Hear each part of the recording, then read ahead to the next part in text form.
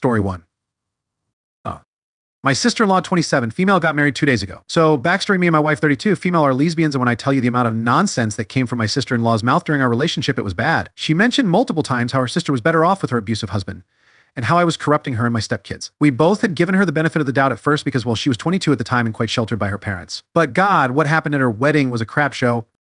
So, me and my dear future wife wanted to get married in April, and most of the prep was done, including my dress. I never had much growing up and grew up in an orphanage, so getting married to a woman in public was honestly a huge step for me. It was like proving to everyone who told me I would die alone that I was finally happy and gay. This wedding was a big deal for my fiancée as well because the only wedding she had was when she was 22 with her abusive ex. The dress wasn't white, it was a dark blue with gold, and God, it was the best thing ever.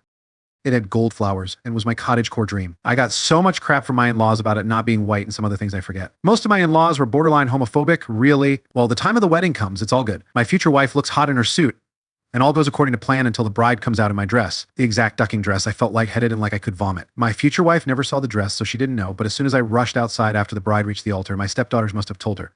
Without a second thought, we were in the car and headed home. She had a breakdown as soon as we got home, and she kept saying sorry and that it was her fault. It was awful. So awful. I cried, she cried, and long story short, we both got a fever. Well, last night, her sister called, and damn, she was screaming about how we made a mockery of her and how everyone was more focused on us than her $90,000 wedding. She then called us fess and said she copied my dress because she knew that what we were doing wasn't a wedding because we are fess. She said she took the dress because I would look like a fat pig in it anyway, and added more stuff about how we ruined the wedding and crap like that. And me and my future wife were sponsoring her honeymoon, which we took back. It was a trip to Italy and Greece, all funded by us, mind you. We were sick as hell. We had to send the girls over to our friend's house so they wouldn't be affected. Well, my mother-in-law called too and said how we shouldn't have left like that and how I turned her daughter into a selfish homosexual, and that my wife had no right to take back the honeymoon money. So now I feel guilty as hell, and most of their comments hurt a lot. It's spiking my anxiety and other issues. So, am I the a-hole? The revenge here is already yours? One, every time she looks at her wedding pics, she will see that dress and remember what she did and why. She gave up her own day to make it about you too. Two, every time she shows those pics to anyone, they will ask, why not white? And she will either have to explain and show her bigotry or lie. Three, honeymoon money, wear the dress if you want, or get a new one and laugh all the way to the vows. Either way. Story 2. My son was smart. Smarter than me. I almost requested a paternity test because he was so damn intelligent. That IS a joke. My ex and I divorced when he was about 12. She remarried when he was 14. I did when he was 16. I had a rest set up for him.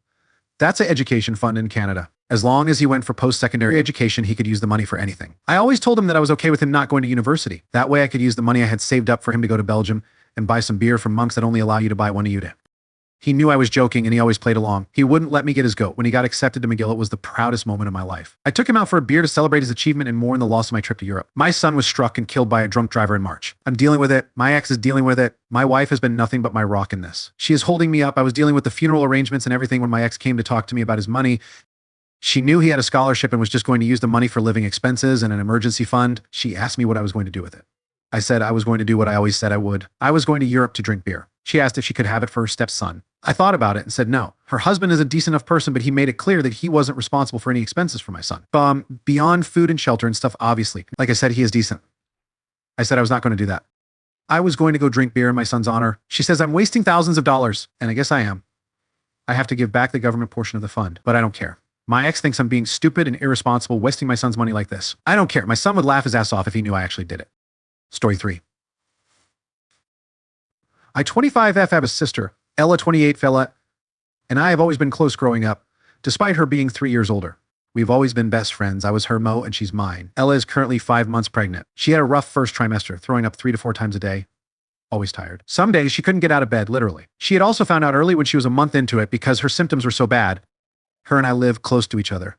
And since her husband travels a lot for work, I have stayed with her a lot since I work remotely. My fiancé and I had originally set the date for July. However, seeing how sick she was, I, along with my entire family, were getting worried. And so after my fiancé and I discussed it, we decided to reschedule the wedding until after she had passed her first trimester per her doctor. She was supposed to get better.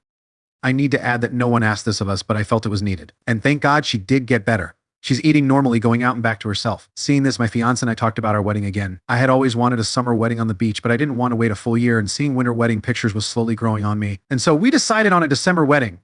The invitations were finalized last week with the date, and were all sent a couple of days ago. Yes, it's early, but my man and I all have big families, big group of friends and colleagues. We need the wrist feps early yesterday. I got an angry phone call from my sister asking how can I do something like this to her. I was honestly confused and told her as much, and she went on to rant about how inconsiderate I was to not wait until my nephew was born, that her being MO and 8 months pregnant is going to be hard, and that she has already been through hell. I calmly explained to her that while yes, she is MOH, I don't expect her to go above and beyond. My best friend and her had already planned a girls' night back when my wedding was in July. So we're just going with that again. Everything is already bought, and my best friend will set it up. I told her that my man and I have also rebooked everything ourselves flowers. Venue and catering are going to be done by our friends who have their own shops and companies, and that I'll shap some call. A, to have her dress resized to accommodate her bump. I'm even taking care of hair and makeup for all my wedding party, a sort of pamper session where we'll all get ready together and take pictures. All she's required to do is show up. She's having none of it and is demanding we reschedule it again until next summer. I put my foot down and gave her a flat-out no. My parents called me and asked me to reconsider, saying that I know she's emotional and hormonal. I told them that's not an excuse for her to act like a bitch. Any opinions, advice are much appreciated. Story 4. From my brother, Steve, 28, growing up was a nightmare. Steve is autistic, and my mom embraced the full-on autism mom role. My brother was not even that bad. He was in all of the advanced classes. He knew some crazy history shit and loved coding and building computers. My mom went to these autism mom support groups. She would get these stupid ideas Steve needed to be cured and put him on very harmful meds. So when Steve received his scholarship, Steve ran and never spoke to mom again. He actually cut off most of the family, including my grandma, who was worse than my mom, and she would bully Steve. I remember him as my cool big brother, so he reached out when I turned 18, and we have been close ever since. Steve got married in May. It was a small wedding, and I was the best man. My mom and grandma are clueless about Steve's life. Somehow I heard about the wedding over Labor Day. Since my mom tried to get me to intervene with Steve or his wife to reconnect in case she gets grandbabies, Steve hates my mother and has peats from her and grandma's shit during his childhood, so I don't want to trigger him and risk my relationship. I told my mom about it, says it's not going to happen, and Steve would never allow our mom around him, his wife, or future children. My mom asked if she was really that big of a monster and said yes to Steve she was, and he will never forgive her. I told mom she needs to view Steve as dead to her. My mom yelled at me saying I could repair the relationship between them if I wanted, but I'm selfish and I wanted Steve all to myself. I told mom the time to be a better mother was when Steve was a child. My mom told me that she views me as dead to her. I told mom she can die, man, as far as I care.